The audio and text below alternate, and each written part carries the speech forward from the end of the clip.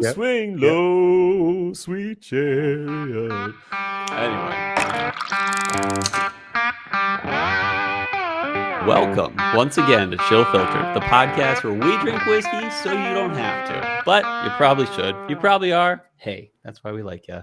Another week, another whiskey. Thanks again to the Whiskey Shaman last week for filling in for Bryan while he was out for surgery recovery. Bryan's doing a lot better. True. Apparently, hopefully. I mean, he's enough to come back. But let's talk some quick business. One way you can support us this week is subscribing on YouTube and commenting. We love comments, although I've been really bad at getting to each one of them lately. But that was because my exam is over, which I'm happy to talk about in a little bit. But that's the business for this week. And then Bryan and I are pre-entry buzzing on pour. It's years ago. Joel Bradbury sent me and Robbie this. Right. And Robbie's samples transferred over to Bryan, and we have this one that is labeled HWMC. Don't remember what that stands for, but apparently this is one of the things that was mentioned last week in the What Whiskey Would You Choose, which was what is a whiskey you think people should know about that basically people have never heard about, or what's a great whiskey. This phrasing is weird. But I said Sullivan's Cove out of Tasmania, and apparently whatever's in this is Sullivan's Cove. So I don't know if it was like extra finish. I want to say it was, especially with the color of this John Pease. Single malt.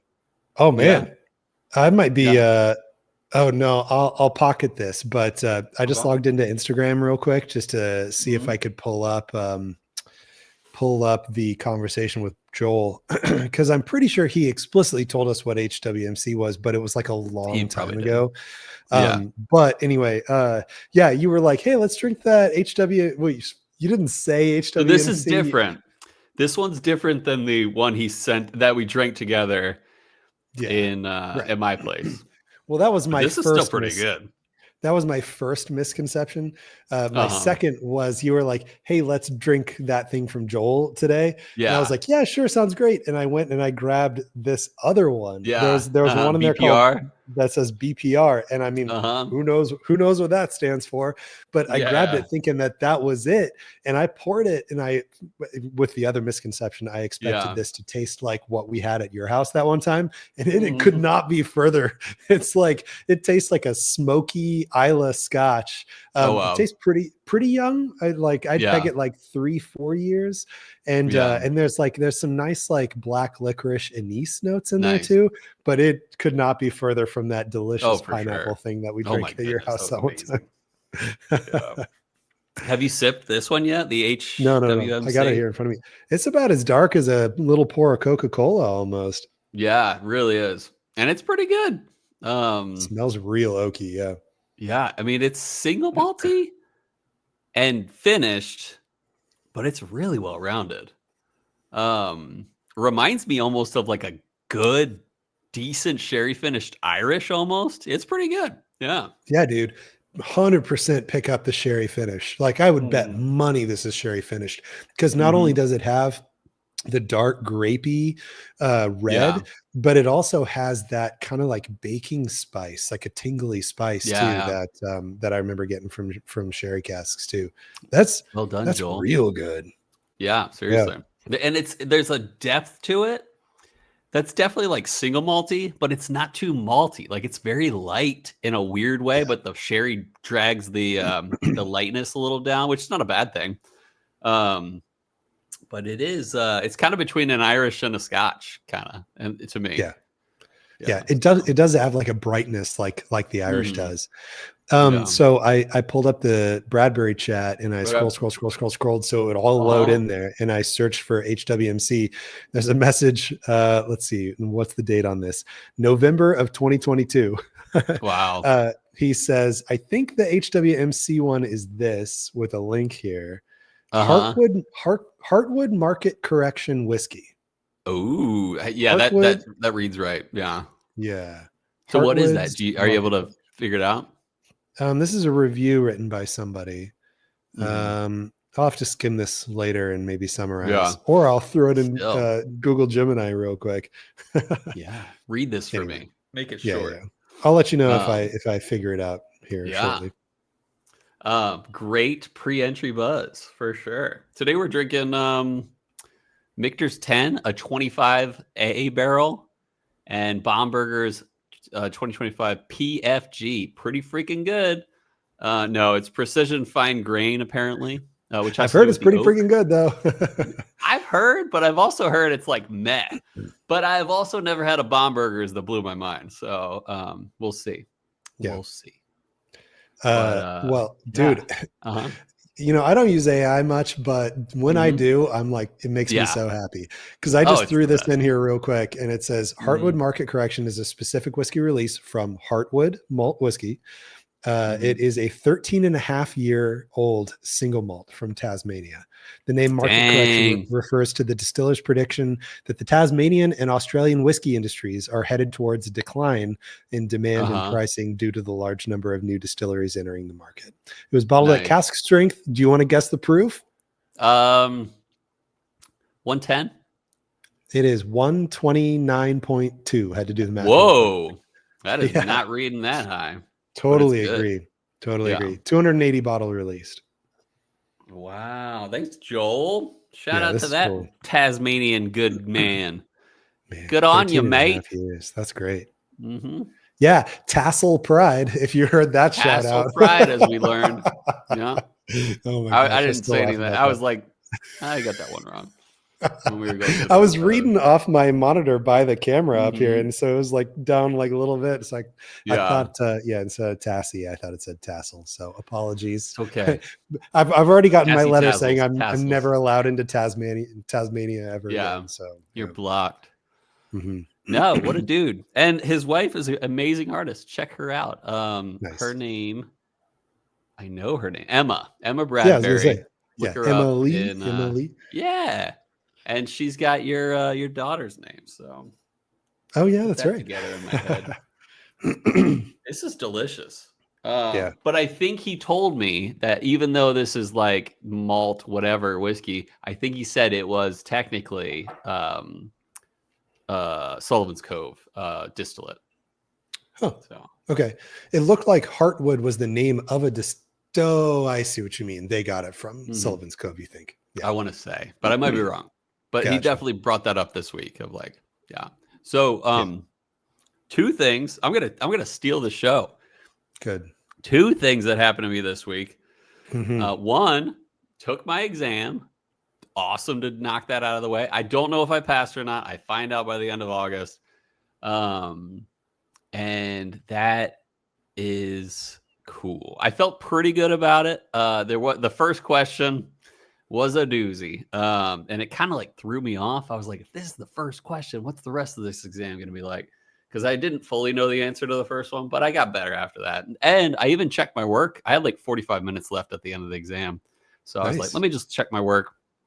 And I found like 3 or 4 mistakes, which is awesome to find mistakes. And I felt pretty good by the end of it. I was like, there's a good chance, but you never know.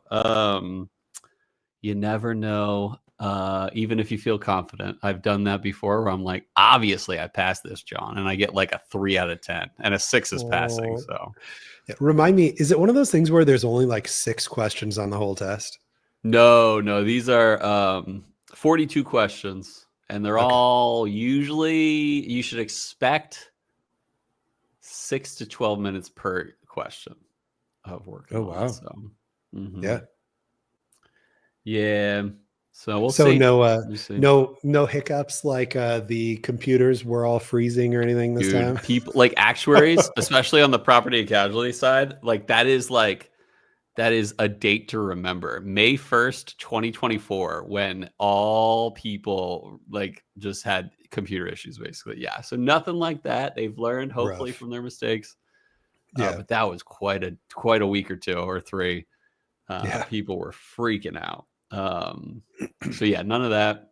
And but technically this was the first time that a CAS Casualty Actuarial Society exam was in August. apparently. I might be wrong. I might very well be wrong.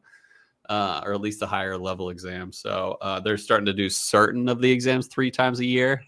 And then they're also doing certain of the exams that used to only be offered once a year. They're offering them twice a year now, which is a great idea. Yeah, I know. You don't have to wait as long. Yeah. Knock it out. Yeah. Mm-hmm. Yeah. And then another thing happened to me this week. I got a text from Bryan Rapp himself that says something along the lines of, dude, like I gotta find the exact, but he's like, dude, Barrel 80 of Single Oak Project is on this one secondary website. And I was like, right now. Posted 2 minutes ago. Hurry. Yeah. Mm-hmm. and then the funny thing was I couldn't find it. So it was like a lot of issues with it. But I was like, dude, I want that so bad. And here it is. Cole, SOP 80, this place right now, this dollar amount. And I was like, so yeah. And that's exactly what I responded. I didn't even look at my response, but that is exactly what I responded. And so luckily it was on Monday and my exam was on Tuesday, and it was like Monday evening. It was like already like 4 or 5. Yeah, it was about 4. And we figured it out. I got the bottle. And so, nice. Paid the dough, and got it the next day. And I said on our Discord, I was like, and I'm opening it tonight, baby. I was dying. I didn't want to pressure you, but I was dying. And I didn't. But the only reason for that, and I'm not fondying this hard. I will be drinking this probably this weekend. Nice. There was a few reasons I didn't crack it that night. One was because it was such a busy night, and I didn't want to like give it a passing glance kind of thing. Like I wanted to give this its moment, and I thought about doing it tonight on this episode. But then I was like, we're drinking 2 bottles, we're doing 2 entry buzzes, and we're doing a re-entry buzz after this. And then after this, I'm going to an event it's at a brewery. So maybe not tonight, but we're recording this weekend again because I'm out next week on vacation. That's right. And so I'll probably drink it for that. I do want to make it very special. I also want to do it on the podcast. So maybe it'll be my entry buzz on next week's episode. So keep an eye out, everyone. I'm not hiding from this one. This one's getting dranketed hard. So thank you, Bryan, first of all, for helping me get this bottle, because I do have access to this secondary website, but I don't check it as often as I probably could. So you caught it and sent it to me, and I took care of the rest. Well, actually, I didn't take care of the rest. You actually helped me in a weird way, which I'm not going to go into because it was funny. We had to do some detective work in one way or another. Yeah, some detective work. But we made it happen, and I literally got it the next day. So thank you, Bryan. Cheers to that baller. Yay. This episode is brought to you by our Patreon supporter, Bryan Rapp. Dude, why haven't we been dinging on those Patreon live reads? Oh, yeah, I know. Ding the whole time. Be like... the very first one, I know, after every sentence. The very first one that we did, I think I like tried to end it with a ding or something, but it didn't go well. We'll figure out how to do it, but yeah, for sure. So after your test, tell me what Cole Seaball did. Like you walked out of the testing facility, you raised your arms in the air and you screamed to the clouds at the entire way you walked out to your car, entire time you walked out to your car. You ever have a really tough day at the office and you come home and you just need to decompress? Oh yeah. So that's months of studying and months and like close to a year of studying. And you're just like, I just need to and then you take a 4-hour exam without stopping, with no breaks. Like I could have theoretically taken a break, but I wasn't stopping. I was on a roll at a certain point. So it's this weird thing. And it's a good question because you're like enveloped, like you dream about this exam. Like I'm sure, think in terms of this exam. I was at a event for my church, and they were like, Cole, do you want to share about this?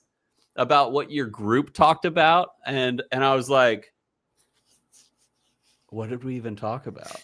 And it was like a few days before my exam. And I was like, I'm sorry, guys. Like, I don't remember what we talked about, but I can tell you a lot about linear mixed models and Bayesian credibility and all that stuff. But my mind is just, completely zoned into the exam. And you take this 4-hour exam, which, let alone a 4-hour exam, will put you in zoned out mode to begin with. But then you're like, the culmination of like almost a year of studying, and you're like just decompressing. So, but I do have this, it's almost a tradition at this point. I do have this friend that lives up in the area where the testing center is. And we have made it a tradition that after an exam, I'll get lunch with him. So he was very patient with me while I was still decompressing. And even decompressing is one word and it makes sense. But there's also I was still evaluating everything on that exam. I was like, did I answer that question right? Did I handle this right? Did I, this or that? You don't just slip right into hey man, how's it going? Yeah. How's life? No, yeah. I was still couldn't stop doing a straightforward stare. I couldn't look to the left or right. I was just like blinders on still from the exam. So that is the answer, is you got to decompress in multiple ways. But I also did get good lunch with a good friend. So what did you eat? I must know. I had a salad. Oh, okay. I figured it'd be I ate 16 slices of pizza. That's what I was thinking. Dude, if I wasn't on a diet, I probably would have. Yeah. Dude, I'm so close to my goal weight. I'm like 2 or 3 pounds away from my goal weight. And I've already lost over 20 pounds. So dang, dude. Good on me. Good on you. Mate. Let's get a ding for that too. We got some ding making up to do here. Dude, I'm I don't know. I just dinged myself, I guess. Good. But I am proud of myself because I do have, when it comes to alcohol, I have good boundaries. But when it comes to sugar and stuff, I'm I got to get good boundaries. So I'm proud of myself for having good boundaries with sugar. And because I know that's honestly the biggest reason I put on that much, and it wasn't that much weight. It really wasn't even that bad. For being 6'3" or so, 6'2", 6'3", and being 202 pounds or 203 pounds, really not that big a deal.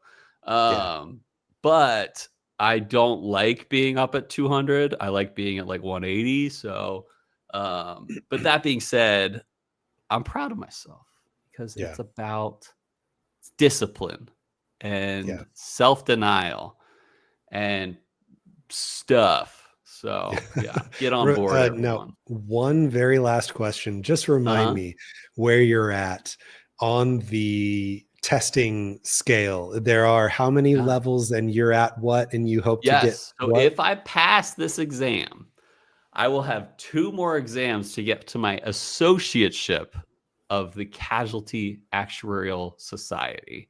And that is probably where I'm going to stop. If I were ambitious, which I am not, I would go another 3 more exams after that 2 more exams. So another 5 exams to get to the fellowship of the Casualty Actuarial Society.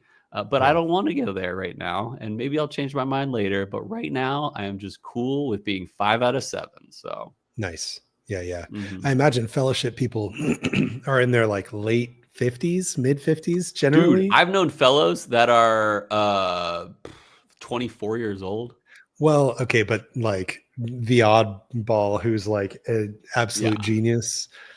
I don't know, man. Sometimes, easily, my boss just got his fellowship right before he turned 30. So it's most people do it a lot quicker than I do. I'll tell you that. Yeah. So, gotcha. Yeah. But then again, some people take more than 10 years or something like that. So yeah. True. But then they have to forego a social life and a good work-life balance until they're done their exams. Yeah. So those guys don't have podcasts. Yeah. Yeah, they don't have podcasts. They don't have children. they don't have beautiful daughters until That's after. right. You know what I'm saying? So That's right. That's right. yeah. How's You your beautiful daughter doing? Oh, go ahead. yeah, no, no, she's good. She's at daycare now, Nice, but nice, I swear, if I counted it up, uh, she started daycare at the beginning of last week. I think she's nice, missed nice. more days than Oh, gone to rough. daycare. Like she picked up a bug, she got Dude, be ready sick. for that. Yeah, I But then knew it gets that. good. It Okay. gets good once her immune system gets up. Yeah. Yeah, well, and apparently at the start of the school year too, so when Mhm. everybody's going back to school, that's when a big like boom happens. And Yeah, so she just happens to be starting daycare right around the totally. time that a bunch of kids are going back Mhm. to school and everything too. But anyway, it's like I knew that your Mhm. kid brings home sickness all the time from daycare, but Yeah. like all the time, I'm doing hand finger quotes right now. Like Yeah. I didn't expect it to be like she would only make it to daycare 50% Mhm. of days. Like I didn't know it Yeah. was going to be like half, and like long-term average, maybe it won't be that bad. Maybe that's just right Mhm. now for these 2 weeks right now. But yeah, we're essentially, obviously you never stop paying for daycare, even when she's not going to Yeah. daycare. So it's like, we're paying for about 50% attendance right now. Oh, that's sweet. So we have to pay No, if she I'm goes sorry. one day of the week. Oh, I yeah. didn't make it clear. We are Uh-huh. paying the full amount for only Oh, her gotcha. going about 50% Yeah, of the yeah. time. Mhm. Yeah. It's real. Like in the past month, Gray has gotten hand, foot, and mouth twice. In the past Yeah. month. But Oh normally man. she's like when Beck started, like we held back from like we kept her at home for 5 months after she was born, and then we put her in daycare, and she got sick Yeah. so many times, but she doesn't get sick anymore. So Oh like it's good. gonna be like she didn't get hand, foot, and mouth from Gray, like that kind of stuff. Like her immune system is great. Mhm. But it takes a little bit. It'll take a month or 2 or 3 months, and then you'll be like, oh, she never gets sick, which is, Good. what you kind of expect, but you also don't think about. Yeah. Hmm. Yeah, fingers crossed. Because I Hmm. thanks to Emma, thank you. Hmm. Yeah. She brought home something, and I was sick in the days leading up to my surgery. Uh-huh. And I talked to the surgery place and I was like, "Hey, I'm sick. Do I need to postpone my surgery?" And Uh-huh. they're like, "Oh no, as long as you don't have a fever, we're happy to Nice. go through with the surgery if you want to." And I was like, "Yes, Hmm. good. I want to." Yeah, So get it over with. when the day came, I went in and all I had left was a sore throat. But Hmm. and fortunately, not much coughing going on, maybe just a little Hmm. bit. But it was all just sore throat. Yeah. And then the surgery happened. And then after the surgery, I don't know, maybe weakened immune system or something. I got sick Yeah. again Oh after the no. surgery, or like the throat thing never stopped and it got worse and it developed into like sinus in my nose. And Hmm. I got to the point post surgery, abdominal surgery, and I could not Hmm. stop coughing. And Oof. I was up all night. I could not Oof. sleep because I was coughing, and it hurt my stomach so bad when I would cough, but it would happen just involuntarily and suddenly, and Yeah. I couldn't like suppress it. Yeah. I was not having a good time last week. So Dang. thanks again to the whiskey shaman. Yeah, my man Randall. Right, Yeah. right. Anyway, I'm sure you can hear a little bit of congestion here, A little bit. but I seem to be doing well now. That's In good. general, a lot of like throat clearing right now, but that's Hmm. pretty much it. I will say before we go here, because we're obviously going long as we love to do. Yep. I have a sample from Man Myth, the Legend, Mr. Krabs.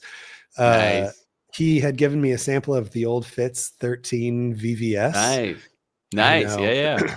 I know, and I hadn't had any whiskey Mhm. until about like 2 days ago, and Uh-huh. I was like, I was still a little sick, but like my energy was up and I was feeling good, so I was like, I'm gonna have some whiskey tonight. So I poured Yeah. myself a little flight of some like weeders that were kind of around the same age and same Mhm. proof as the VVS, just to see, like, let's see if this thing stands out. Let's see how good it is. Yeah. And Sam poured me a blind. I got one sip on the first one, and I was like, dang, this is like super ethanol-y. What the heck? Like, I know Mhm. nothing I poured is this young, is this bad? Yeah. And then I sipped Mhm. the second thing, and the second thing had the exact Oh, same like rough.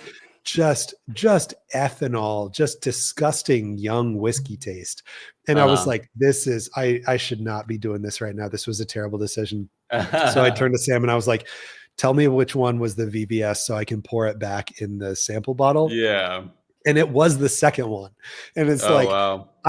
So I took one sip of it. I can guarantee you that whiskey does not have an ethanol-y taste on it if it's like at the top of people's list for whiskey of the year. So I'm so glad I didn't try to like power through that. But from the entry buzz I was having today, I'm not getting that weird ethanol thing. So I think like taste-wise, I think I'm pretty much back to normal. Yeah, I am, because I'm really digging the HWMC here, the market correction. Nice. So that's not having that weird ethanol thing. So I'm feeling pretty good. Oh, good. Nice. I am entry buzzing as opposed to pre-entry buzzing now on Michter's 1024A. And I've got mine right here ready to go. I don't think I'm gonna I'm gonna slam one as an entry buzz right now, but I might sip alongside the when we do the real deal during the main segment. All right. You good to move it on to the next segment? I am good to move it on. Okay. So we'll send it a break and we'll come back. We'll talk history.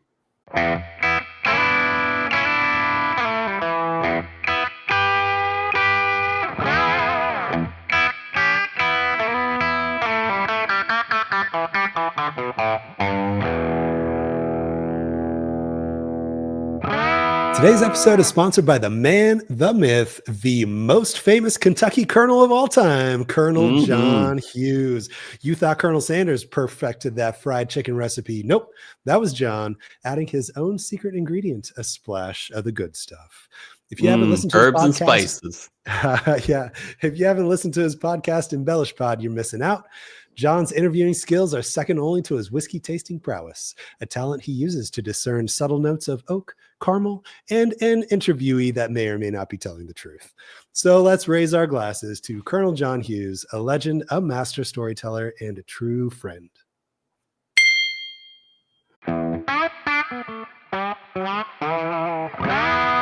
we're back. Some quick notes to get to. We're doing a meetup this year, our second annual meetup in Madison, Wisconsin. Not too late to get on board. We got the Cheese Wisconsin logo with the CF on it. It's gonna be a ball. We already have a good few people, and we're really excited. One of the top things we're going to be doing, besides hanging out as the listeners and the hosts and all that crap, is we're going to be going to Baraboo, Wisconsin, to see Driftless Glen, and we're going to do a barrel pick of their cast strength rye. So we're hoping that they will have a 10-year by that point, and they might, and we might be taking advantage of that. Hey, Caleb Olson, we haven't heard from you yet, and you live in Wisconsin. Come on down, baby. And that's some of the notes. Otherwise, if you want to be a part of that, actually, and you don't know about it, just hit us up on Instagram or chillfilteredpodcast@gmail.com and get some info and see if you can come out yourself. Yeah. If you've always wanted to just be part of a barrel pick, if you've always heard of barrel picks and you're like, dang, that sounds so fun, I want to go and sip a bunch of different barrels too. All you have to do is buy a plane ticket. Yep, exactly. And if you live, I don't know, how far is Cody Clark? How far is Nebraska, Cody Clark, from Wisconsin? That's what I want to know. So anyway, we have actually done, this is not our first episode on Bombergers or a Michter's 10, but being different batches / different barrels, different years, we thought this would be a good option today. Michter's 10, last year we did Michter's 10 24A 0070. But this year we're doing 25A 0170. Pretty cool. And then for the Bombergers, it's the PFG Precision Fine Grain 2025. So I'm just gonna give some basic, and it's what do they call it? The declaration. Is that what they call it on the bottle? Bomberger's declaration. Yeah. I'm looking for, so it's kind of I'm not seeing the word declaration on PFG. Oh, there it is. Yeah, I'm just blind. Okay, gotcha. Straight up in the middle, it says Bomberger's declaration. Nah, it's all good. So we're going to talk about some general Michter's / Bomberger's distillery history to give some background. Then we're just going to get right into it. So Bomberger's distillery, founded in the 1700s, originally established in 1753 in Schaefferstown, PA, great the land of Will Smith, the land of Cole Sebald. And in Schaefferstown, born and raised. Not in Schaefferstown, but at least in Pennsylvania. The distillery would then become known as, or would eventually become known as Bomberger's, was considered one of the oldest commercial distilleries in the United States. The Bomberger's name came into use in the 1800s when a guy named Abraham Bomberger took over operations. The distillery remained in the Bomberger family for quite a few generations. It produced, what do you think they made originally? Like whiskey wise or money wise? Yeah. Whiskey wise. Oh, dude, Pennsylvania Monongahela rye. Pennsylvania rye, baby. Yeah.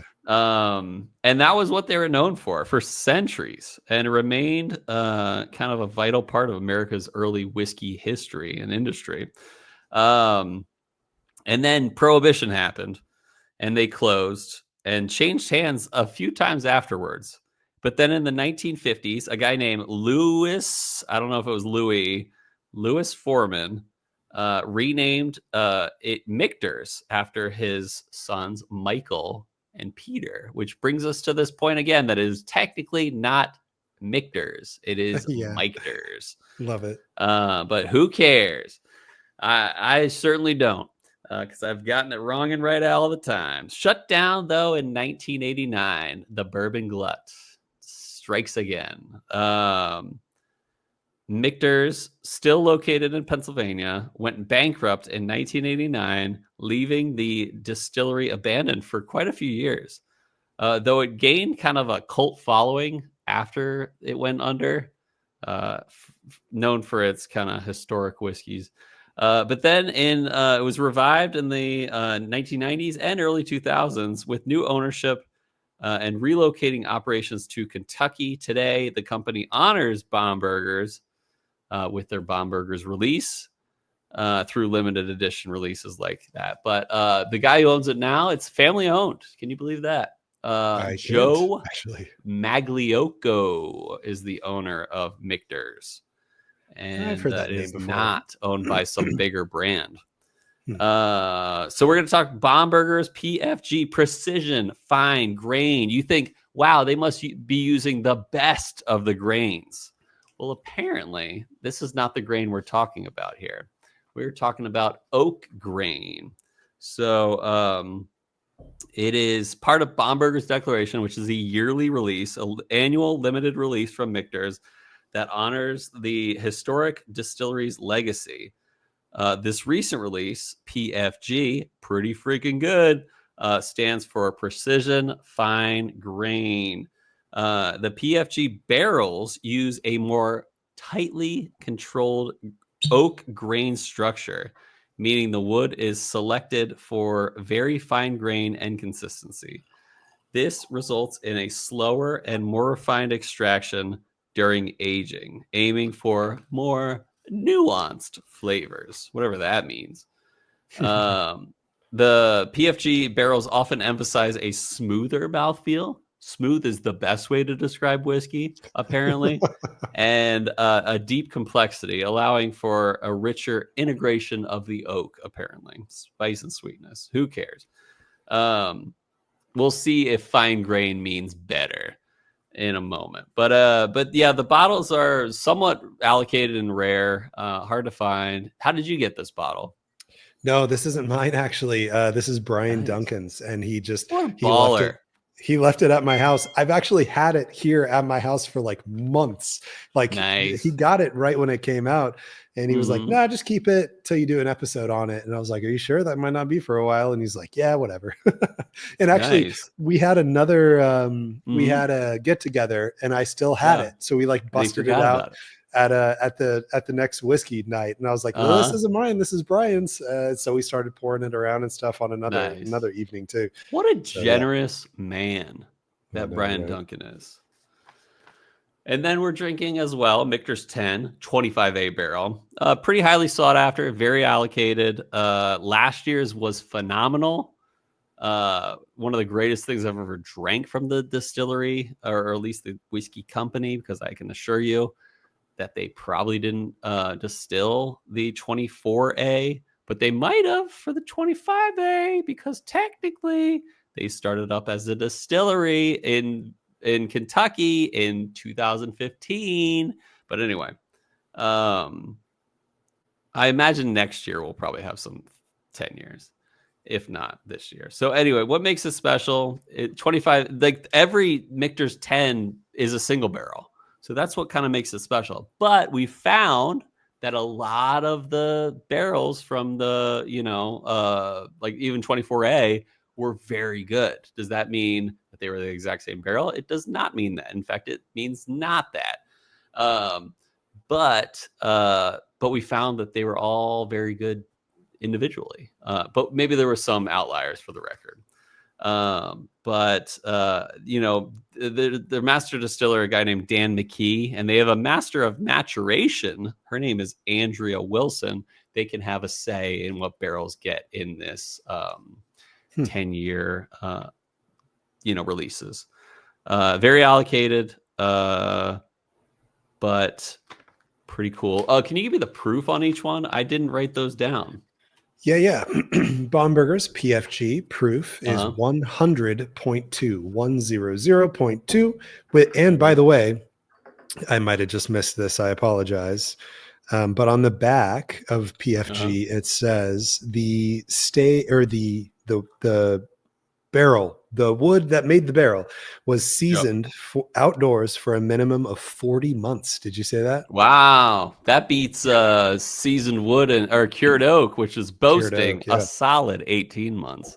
I know. Yeah. So 40 on this. Dude, Michter's I remember when 18 used to be the thing. Or wait, maybe it was like 13. I want to say cured oak was only like 13.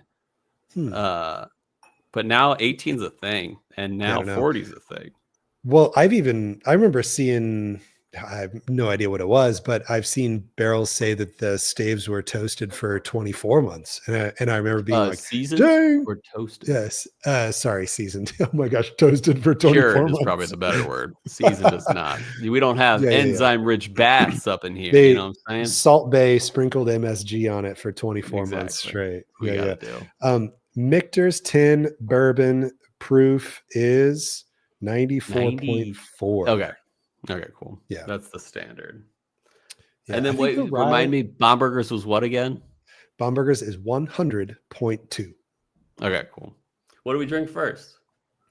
Let's do the Mick 10 first, because the Bomberger's is finished. It is a finished whiskey, so if it's gonna have more, So the precision fine grain barrels are the finishing barrels. Oh, so they're not the standard barrels.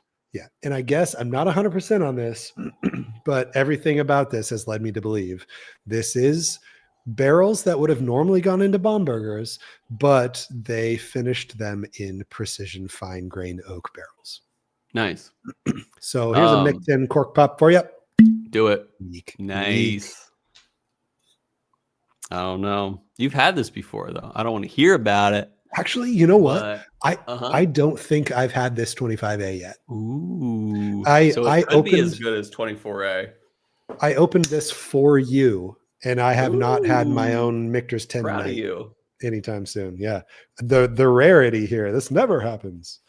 Yeah. All right. I'm going to take one last sip of 24A. I know. I'm nosing and sipping my 24A real quick. But dude, nose on 24A, big time strawberries. And which is not a common bourbon note, but I love the strawberries on this. Strawberries and cream on the nose. I've had some bad Mick 10s, like mediocre Mick 10s. And last year was phenomenal. Heavenly. Not as thick of a palate as I remember on the 24A. But it's there's zero ethanol here. It's just all like delicious brown sugar, kind of on the verges on the tea side of things, Okay. Kind of like a just oaky wood, a tea like flavor with some good brown sugar and thinner than I expected. So now on to the real pour 25A here. Do you have any final 24 thoughts?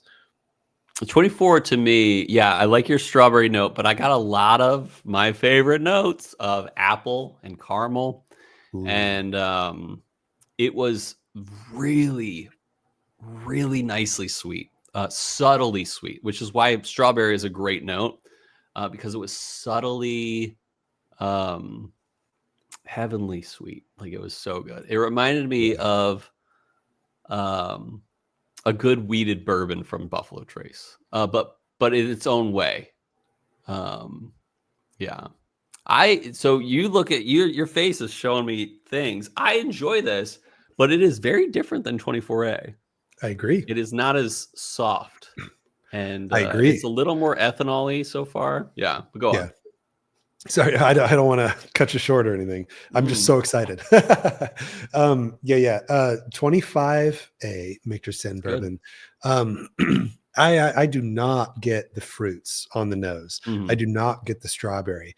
The nose is much more about baking spice. Uh-huh. And on the palate, it has the thickness that I expected on the previous. The 25 is definitely thicker than the 24 on the palate. Mm-hmm. And it's much more about spices. It does come across a little more proofy. There's more here.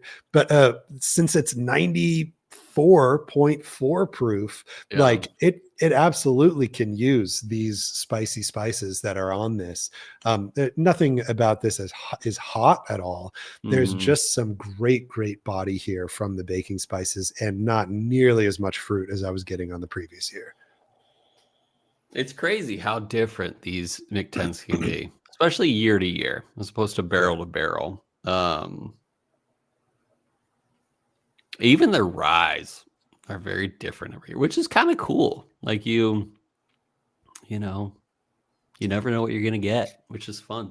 Right. And it makes you interested in buying year after year too. Mm-hmm. It's not like one of those things where it's like, I have one from 2 years ago. I don't need to get another one. It's like, it kind of makes you interested. Like, well, I kind of want to see what this year's is especially if some of them are bangers. Dude, I know for All sure. Right. I'm dropping a few drops in my Michten burbs. I'm revisiting the 24 one more time real quick.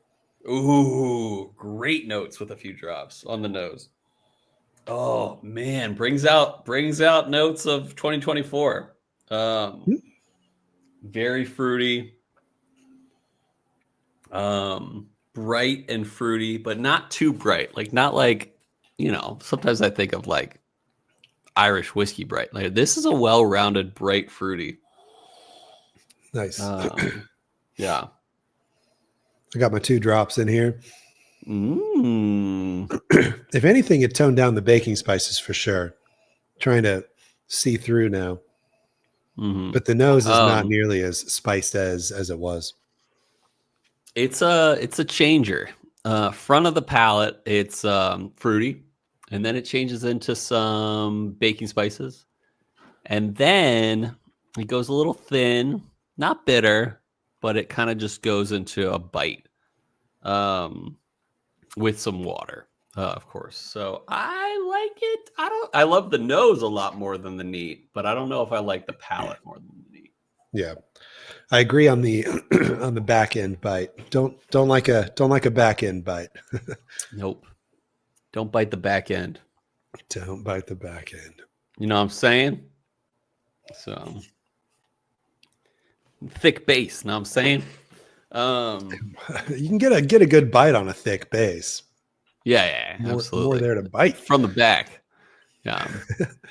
I added one more drop just to go a little overboard, and it's just not getting better. I have a bad feeling about the ice. It's losing its baking spice and its thickness with water. So that's a negatory from me on the water. It's a no from me, dog. All right. Putting in an ice cube. Just did. Giving it the old spin, Jay. Yeah, I have 95% confidence this is gonna ruin this whiskey. Yeah, I poured enough for a one sipper here with ice. Let's just see what happens. Nose isn't bad. There is a little bitterness on the nose. Nah, I don't know what I think about this actually. Can you imagine? I poured a healthy 2 ounce pour. Let me go get one of my big clear ice cubes here. Let me do my notes from outside on the patio. It's only 1:15 out right now. Ooh, it's been hot there. We've been looking at like Phoenix weather, and it's been like record heat for August. Yeah. No bueno. It's also not raining. Mind. It's not raining, not storming. It's another. You normally get that in August. Yeah, another year now of no monsoons, so no fun. Get this guy a haboob. I know, right? But I haven't had to clean my patio furniture as much lately, so that's true. Nice. It's not as bad as I thought it would be, but it's not great with ice.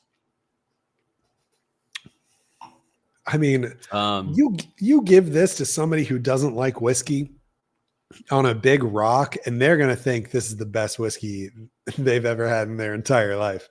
Like, with ice, I do get a little bit of fruit there. As delicate as it is, it just gets even more delicate with ice. But it's heavy on the spices still. Sometimes I say summertime sipper. I wouldn't call this a summertime sipper, even with ice, because it stays in the dark, heavy side of brown sugar and stuff like that. It's not like bright and fun and 115 degrees outside kind of thing. Yeah. But if you were at like a steakhouse and your buddy hates whiskey and you got him a pour a Michter with a big cube, he'd appreciate it. Yeah. It's a lot better than I expected. That being said, the oak shows up a lot with the ice for me in a bad way. Not in like a terrible way, but not in a pleasant way. Yeah. All right. Let me take a sip of water. We gonna bomb this burger? Go to the PFG. All right. I'm gonna bomb your cork pop here. Bomb that burger. So weak. Michter's with the weak cork pops, man. Weak corks. Pretty Friendly Giant. Remember that? The BFG? Big Friendly Giant. Friendly Giant. I do. Yeah. But I have no idea what that story was or anything. No, never watched it. Yeah. No, yeah, okay. Or read it or whatever. Wasn't that a Roald Dahl? I don't know. Roald Dahl? Yeah, I don't know. Yeah. All right, let's sniff this Bombergers. Yeah, I'm PFGing already over here. So, okay, here's the notes that I'm getting off of the nose. I hate to say this, basic bourbon notes. Do you not? Are you getting better notes than that? Well, good. Is that the end of your rundown? I don't want to cut you short. There's again. A little sweetness that I enjoy, but otherwise it's nothing in any direction. It's just basic bourbon notes. Yeah. I'm getting some strawberry fruity, but it is syrup. I'm getting brown sugar strawberry syrup. Like I'm getting heavy, thickened strawberry syrup with this on the nose.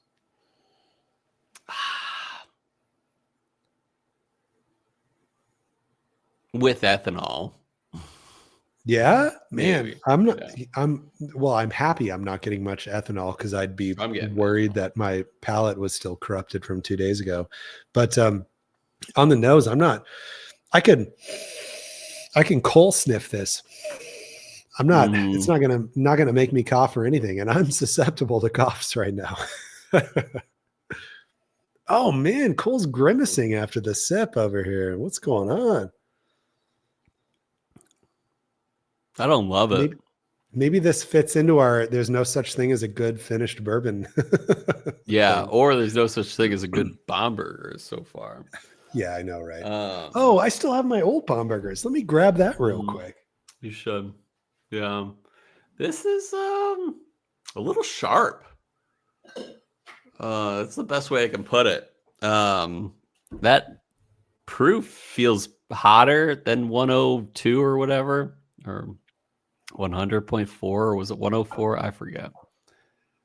The oak shows up a little too strong. A little too strong on that oak. Wow. Let me try it again. Actually, I didn't like it.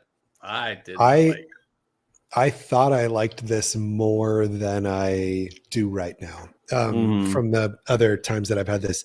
This is super over finished. Like this tastes like an NDP bought some cheap whiskey barrels and finished it for way too long in new oak casks. Yeah, new oak is the good point. Yeah. It's like they tried to make the most double oaked whiskey of all time. They're like, let's make the grain really fine and then we'll double oak it. No, it's a no for me, dog. Just the oak is, and like the oak is so astringent to me. I do get the astringency 100%. Yeah. I'm going to drop a few drops, but I have a feeling this is going to make it even worse. Yeah, I just dropped 2. If we had not drank the Mick 10 before this, I think I would have a more favorable opinion of it right now. I think if it was hitting me kind of blind, I'd be like, yeah, it's very flavorful. It's very whatever. But when you compare it to a legitimately good whiskey, this kind of like shows how like it's pretending to be something that it's not. Yeah. All right, going for the sip or the sniff and sip on the water pour. I actually like the nose a little bit more. Does bring out some of those strawberry notes, but it is sharp strawberry notes. Interesting side note. I am pouring a smidge of a Bomberger's from 2023, forever ago, years ago. The proof on the Bombergers from 2023 is 108. I don't know if Bombergers changes proof every year, but interesting that PFG they decided to go way lower. Yeah. Oh, I did not like the water pour. And I have a feeling I'm not going to like this ice pour. Oh, just too astringent and oaky. When you do that, do you think of the Mad TV chick? Yeah, 100%. Okay. Oh. That's why you do that, right? Yeah. Was that the same skit as the Look What I Can Do, Stuart? Kid? Yeah, I think it was the same mom. Yeah. Stuart? Oh. Yeah. Either way, it was the same actress. Yeah. Look what I can do. Okay, actually, dang. Are you keeping any PFG for a later assessment, or are you running it all out right now? I got probably a third or 3/4 of an ounce. Good. Because let me just peep the database here. Peep that database. Let me see if we got some Bombergers in our pool here. We don't. Okay. I need to run this bad boy out. I tell you what, here's what we're going to do. This is a weird mid-episode thing we've never done before. Comment on YouTube. Yep. If you're listening on podcasts, you got to head over to YouTube in order to do this. Comment on YouTube. I used to watch Mad TV also. Whether you did or didn't, that's what you got to comment. You got to say, I used to watch Mad TV also. And Bryan will get you in one way or another a 2-ounce sample of Bombergers from 2023. So I'm gonna pack this first one to comment their favorite comment from Mad TV. Yeah. Oh yeah, the first one. Not everybody. If I get 100 comments, I can't do that. I don't have that much. Finish this phrase. The back of your head is. I don't know that one. Well, we'll let the listeners decide. I'm not gonna know until I see the YouTube comments. Yeah. Anyway, this needs to be in the pool. I need to get rid of this. So I'm gonna send you 4 ounces of this old Bombergers so that you can compare it. Yeah. 2 for the pool, 2 for just whatever, because I think I prefer the 2023 Bombergers to this PFG. Actually, now that I'm drinking it, I think a normal Bomberger's is actually better than this PFG. Thanks for trying, Michters. Yeah, but right? This one is in the failed experiments. Do not like it. Can't finish it. Will not finish it. Oh wait, I already did water. I forgot, and then I just watered it again. Water it down. Did Maybe you do it'll be ice more yet? drinkable. What's that? I did ice, and I like it very little. In fact, I would give this a pretty bad score if it were just up to the ice. All right. Let me start thinking of the score I'm going to give the Mick 10. Yep. And then Bomberger's PFG. Pretty friggin' gross. No, it's not gross. Pretty friggin' oaky gross. No, that'd be PFOG. PFOG. Dude, my car hit 69,696 miles today. Nice. I know. Yeah. I've been waiting my whole life for this moment. I know, right? You're like, finally, it's happened. I'm glad you caught it. Some people don't catch those moments. I know. It was like right as I was. that on my mileage too. Oh yeah, it was right as I was coming home. So. Oh, nice. Okay. Yeah. I iced my PFG, and actually the nose is very sweet strawberries. I actually kind of like the PFG nose with ice. Okay. Nah. I think I actually liked it a little more than the water pour, but I did not like it. It's quickly turning dry, leathery now on the nose. Quickly. I better take this sip real quick. Yeah. I see your condensation on your glass. That's how you know. That's what ice gets you, baby. Thermodynamics. If you need somebody to explain thermodynamics to you, dude, I'm here. Let me tell you about solid C student on the thermo. Did you know? I might have mentioned this before. One of my favorite topics in all of science is evaporative cooling. And Heather will be like, all right, here we go. If like someone brings up something that has to do with evaporative cooling, and I'm like, let me tell you about evaporative cooling. And Heather's like, oh, here we go. Like that kind of like level of right. appreciation. He does this all the time. Like, oh no. So I love, and technically you can consider some of that condensation. No, you probably couldn't. Not evaporative cooling, but yeah. But like, you go to Phoenix and you go to your cool restaurant that has an outdoor patio. What are they doing? They're misting. Does the mist make you cool, or does the evaporation make you cool? Gee, I wonder. Huh? Don't get me started, everyone. You could say the Glencairn is cooling as the condensation on it goes away. I guess. Yeah. At this point, yeah. It's literally evaporating. True. Yeah. Mm-hmm. But yeah, don't get me started on evaporative cooling, everyone. But you ever heard of the wet bulb temperature? The what? Wet bulb temperature? No, that sounds like how they measure humidity in the air. Sounds dirty. Nah, yeah. Wet bulb, baby.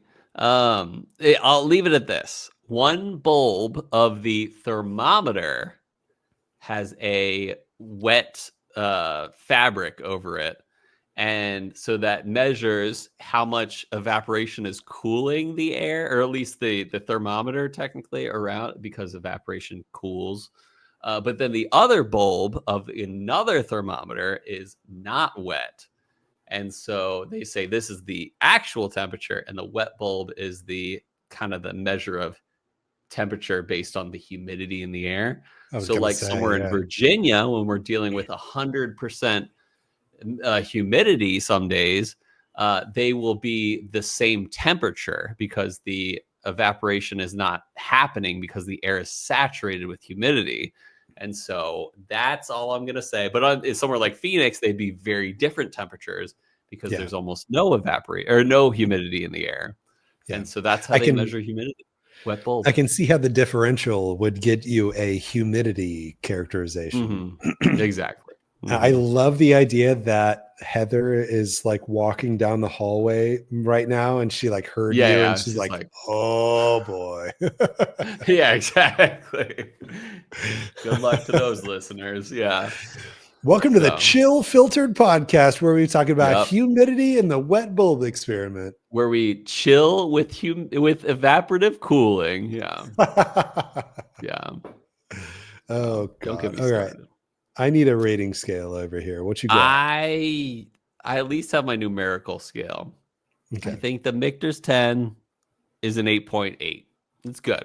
It's good. It's nowhere near last year, but it is good. It's got some great notes, but not blowing my mind. That's for sure. But still very good. The Bombergers. Oh man, sorry about your failed experiment, Michters. But this one is a 6.5. Not great. Not great. That is low, dude. I'm gonna go 7.0. Definitely not 6.5 worthy. Bring it up. Drinkable. But it is a 7.0. I did not like this. Wow. Too oaky. Yeah. I was working my way up. Mick 10 clearly stands out. So it's obviously a B for me. It clearly stands out, and it's actually on my shelf of favorites. The one up here. Nice. This is the shelf of favorites. I do have it on the shelf of favorites. It's normally right there.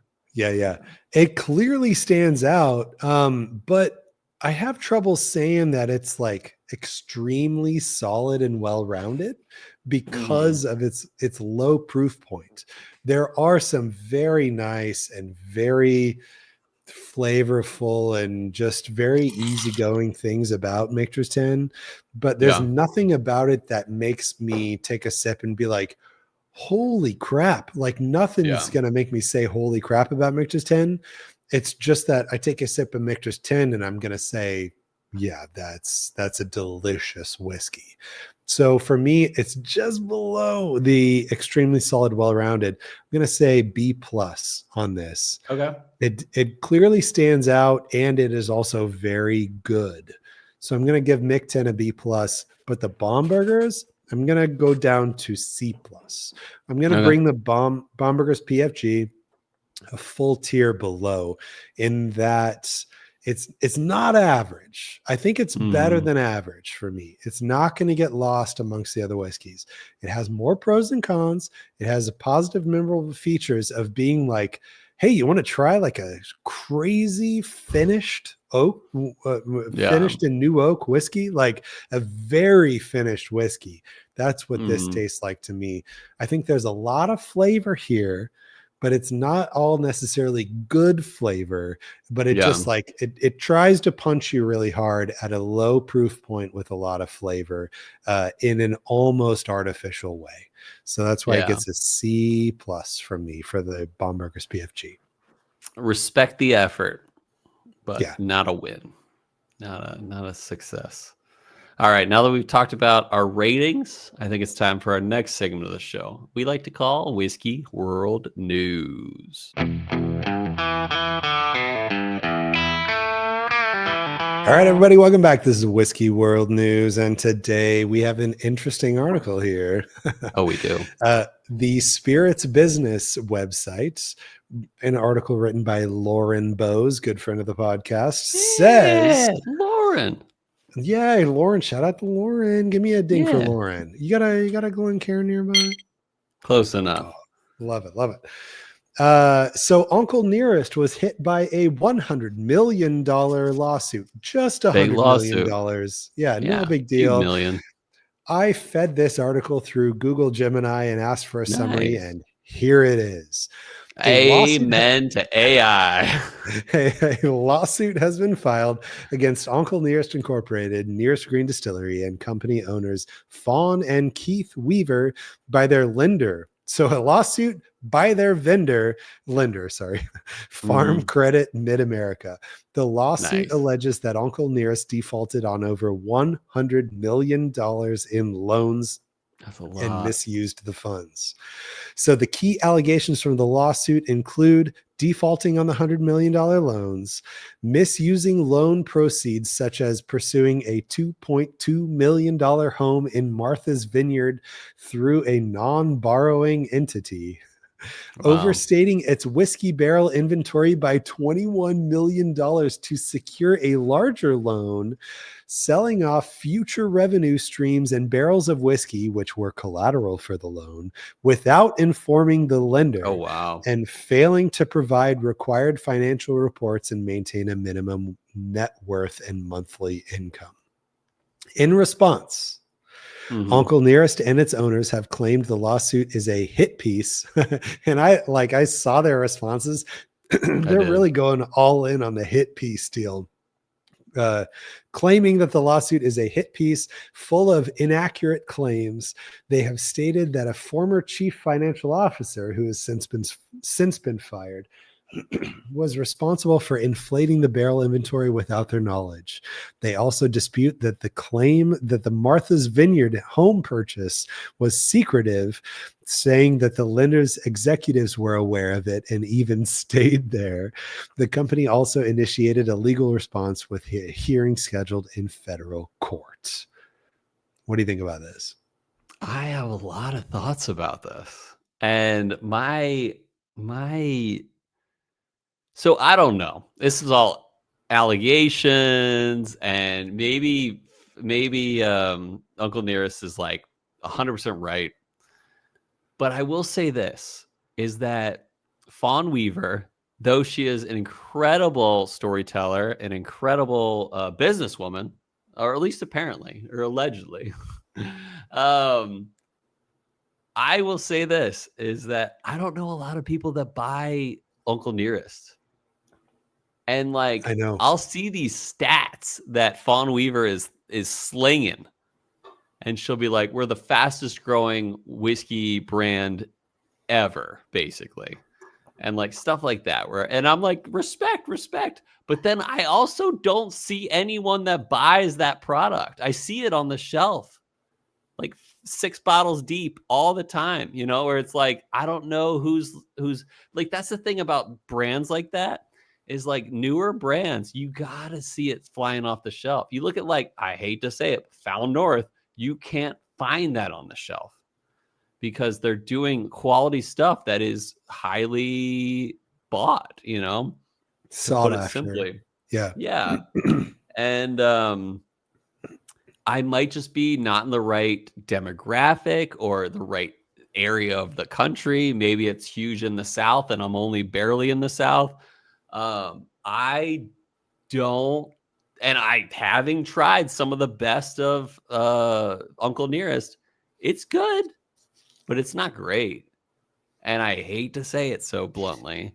But allegations, whatever, like, I don't know the answer. I don't know who's in the right. I'm not going to point fingers, but I do wonder sometimes why those stats are way better than I would imagine they should be.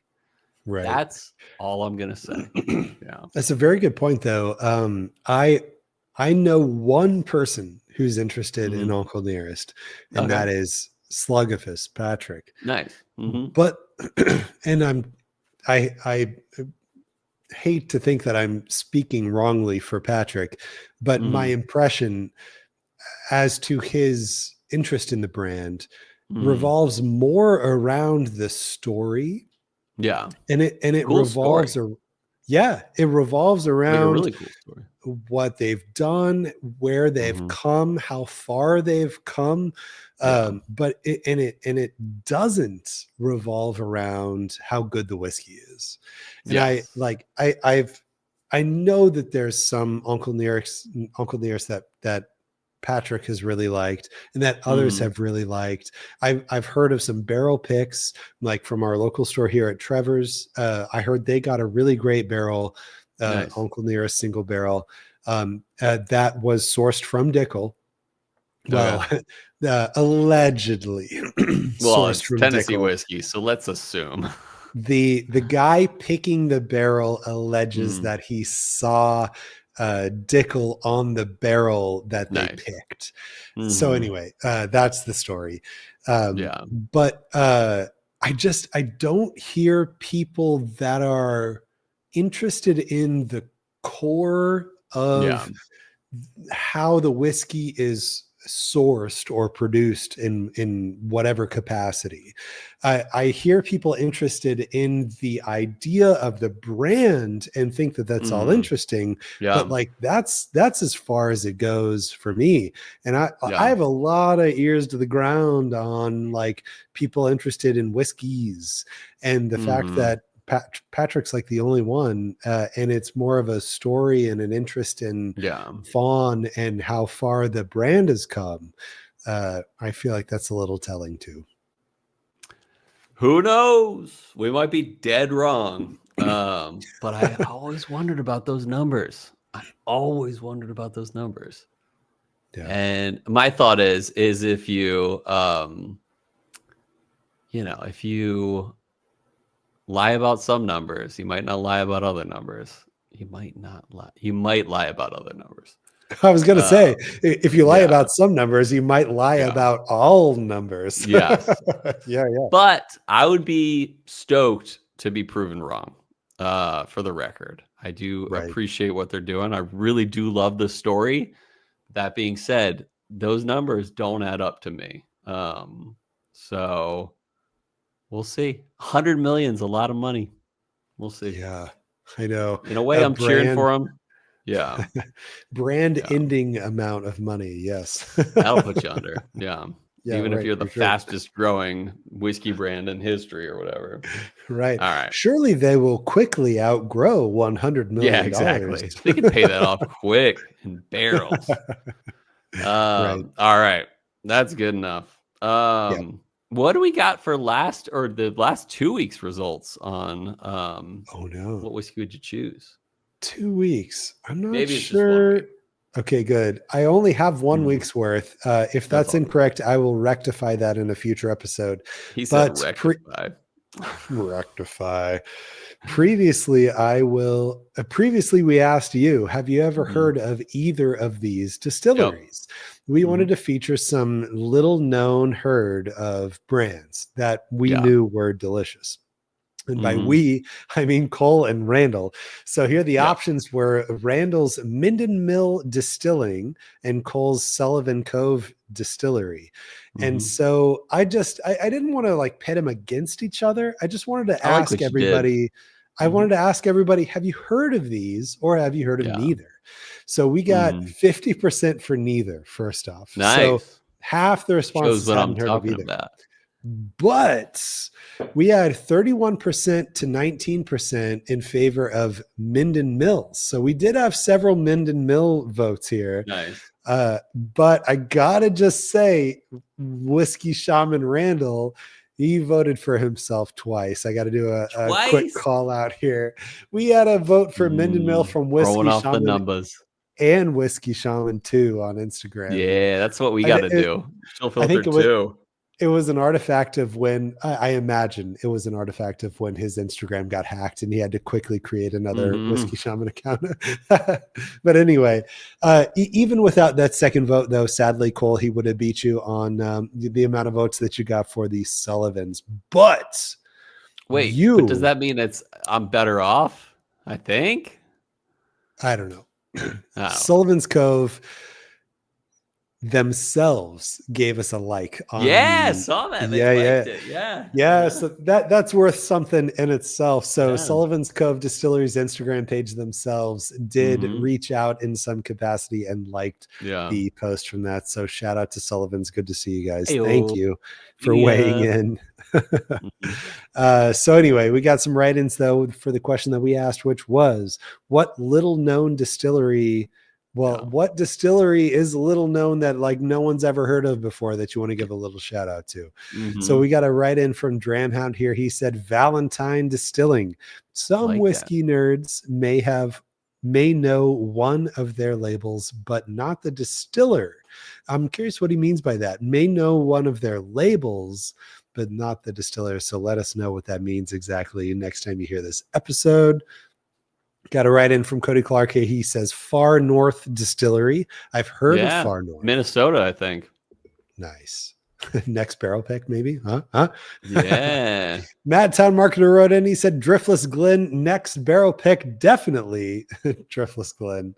Kilted so 518. Valentine's makes Mayor Pingree. You've heard of that? I've only just heard of that too, though. Oh, really? I've heard of that. I've just heard of it. I don't know. I can't picture a bottle. I don't know anything. I'll send you a pic.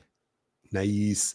While you send that pic, we got Kilted 518 Miles Ferguson saying Tomatin, Highland Scotch.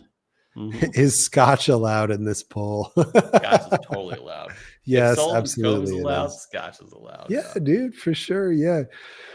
Paul Clarkson here. He says Beyond Distilling Company. Yeah, that's out of Charleston, I want to say, South Carolina. Oh, wow. I've heard of them. No, I haven't heard of them at all. But no surprise here that Paul Clarkson would shout out a South Carolina distilling company.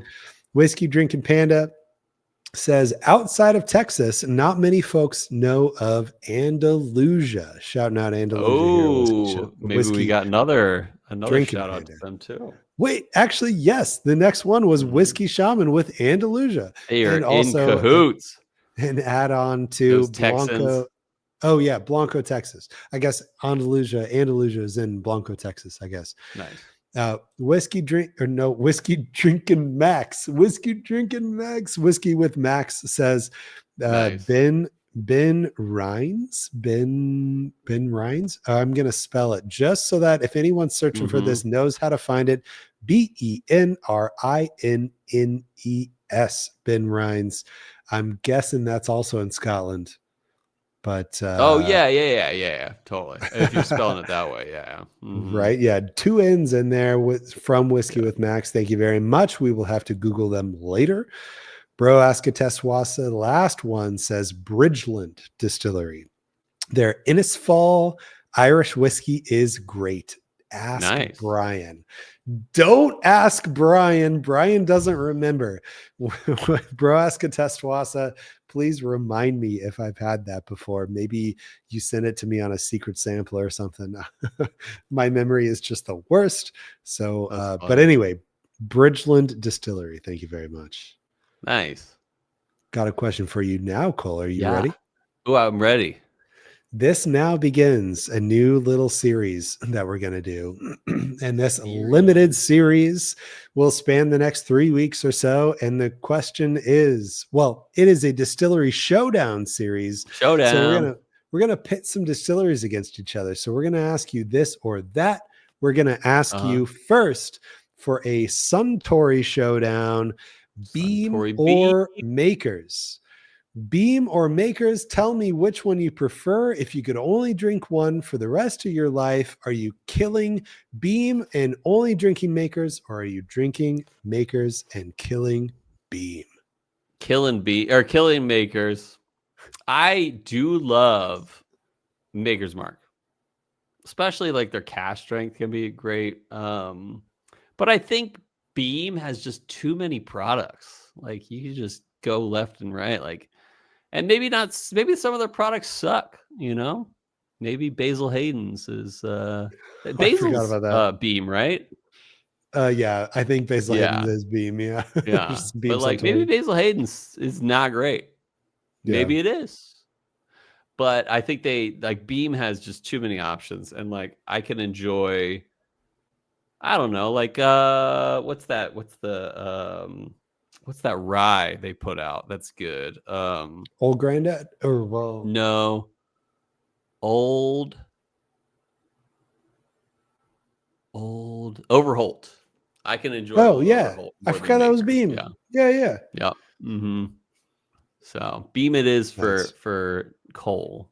Yeah. Nice. Well, Beam it is for Bryan. I'll figure out how to do this on Instagram. Yeah, you're later. A knob man. But yeah, dude, Makers cannot rise above a B minus for me. I'm sure we did an episode on cellar aged. I don't remember what I gave it, but I've had it many times since then. And even Makers high-end products. Yeah. Just do not reach high enough. What about Jim Beam standard versus Maker standard? Is that still a Jim Beam for you? That's a great question. I might actually put Maker's standard above Jim Beam standard. I feel like Maker's is always C to B plus to B minus area. That's where the entirety of Makers resides. Whereas Beam might be able to swing lower, but it absolutely swings higher for me. Dude, Booker's The Reserves is the best Booker's that's ever come out for me. Nice. So like it gets good with Beam, but Makers just doesn't do it. But I want to hear if other people agree too. There's got to be some Makers homers out there that are going to vote Makers on this. So please write in and tell us what your favorite one is, what you think it's great, and why you're picking Makers over Beam. But we're pitting these two against each other here.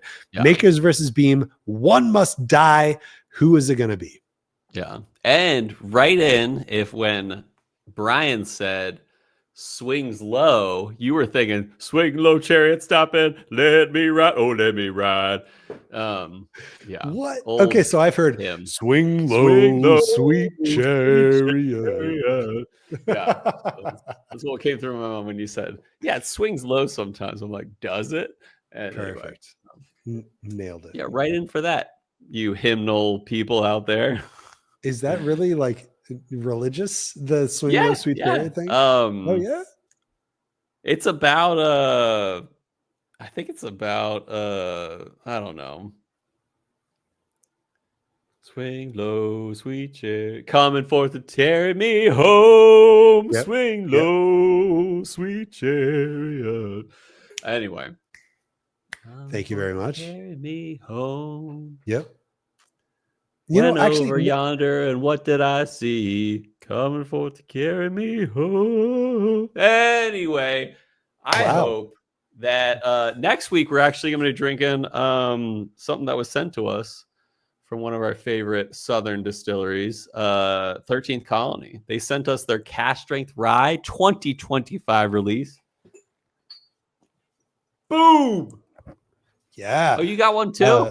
Yeah, we're going to be drinking two things. No, but I hope that you, Cole, know that we will actually be featuring this one. So double oaked, everyone. You know, did we ever on the podcast like actually? Because you never told about it because you were holding it back until you got it. You teased it, and I was like, "No, hold on, I want to wait until it's in my hands." Yeah. Well, here it is in my hands. I was one of the 90 lottery winners. Seriously. Nationwide 90 lottery and winners. He wasn't pulled because they knew he was a podcaster. I know. And honestly, I didn't even enter on my wife's email address. I did not enter on multiple email addresses. I just did the one. If it happens, it happens. Well, it happened. This is we considered making a road trip out of it. Yeah, I know we really did. Yeah, with Kyle from the DC area. 13th Colony, double oaked, single barrel. There were only 90 bottles released. This is 141.2 proof. It is a 13th Colony double oaked single barrel. So this is what's going to be splashed on the thumbnail, and apologies in advance because Cole and my faces are going to be melting in the thumbnail to try to hype this as much as possible because this is an extremely special bottle. This might be one of the lowest odds lotteries that I've won in my entire life. Seriously. But and actually, while I'm at it, and I'll do this on the episode too, shout out to Rick, also known as MPH Junkie. He's the one who was doing a cross-country road trip and picked this up for me. So, anyway, we're going to drink this in addition to the 2025 rye. I'm actually super, super excited for that 2025 rye because I want it to be great because 13th Colony needs a really great shelfer product, and I hope that it's this. So that's a big hope right there. So there you go. Yeah, I hope that I have a good feeling about this one, actually, the rye, because like I got you for like your birthday or whatever, that hazmat rye. That's actually a really good pour. I have a feeling, this Shelfer one from so I hope it's good too. But I also hope that I'm really looking forward to the reentry buzz after this, because I feel like we haven't done it in a while, even though it's probably been 2 weeks. I was going to use the word spanked this time. But I was maybe. 100% sure that you were going to say, I really hope I spank you on the reentry buzz. Yeah. But then you said, I'm really looking forward to, and then I was like, he's spanking you. He's going to say, I'm looking forward to spanking you on the reentry buzz. And if we could just clip that, I'm looking forward to spanking you. We can use Brian and I are sharing a room for the meetup, and I will avoid the word spank the whole weekend. Yeah, I know. I hope anything can happen in that hotel room in Madison. Yeah. What happens in Madison stays in Madison. That's what they say. That's what they say. That's what all the Midwesterners say. But anyway, I hope that it is a calm and enjoyable weekend with no surprises in Madison. But most of all, listeners, viewers, all of our good friends, I hope that our love of whiskey lifted your spirits.